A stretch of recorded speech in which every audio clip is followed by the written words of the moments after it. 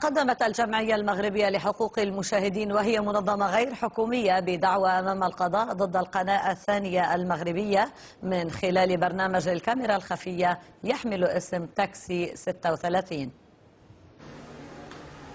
المساهمة في تحسين المنتوج التلفزيوني والرفع من وعي المجتمع وثقافته أسباب عرضها مصطفى بن علي رئيس الجمعية المغربية لحقوق المشاهد في مقابلته مع العربية لتبرير رفع دعوى قضائية ضد القناة الثانية المغربية.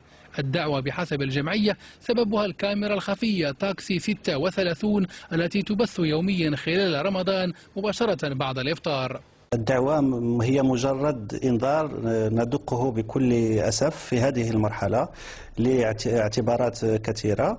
نحن نعتبر بأن رفع الدعوة ما هي إلا خطوة من بين خطوات أخرى للتعبير على أن التلفزيون المغربي لابد أن يرقى إلى تطلعات المشاهدين المغاربة وإلى التحديات التي تفرضها الثورة التكنولوجية.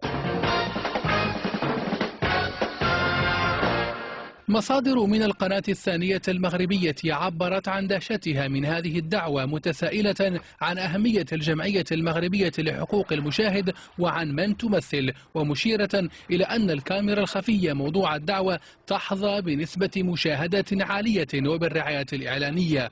وللمشاهد المغربي في تاكسي 36 رأي. عاجبني البرنامج، عاجبني بزاف ماشي شوية. برنامج شويه محرج للزبناء ديال الطاكسيات.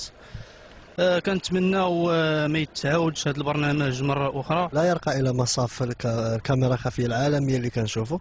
الجمعية المغربية لحقوق المشاهد أكدت للعربية من جهتها تلقيها اتصالات من مواطنين يستنكرون ما وقع لهم مع الكاميرا الخفية للتاكسي ومن وضعهم في مواقف محرجة تنال من كرامتهم.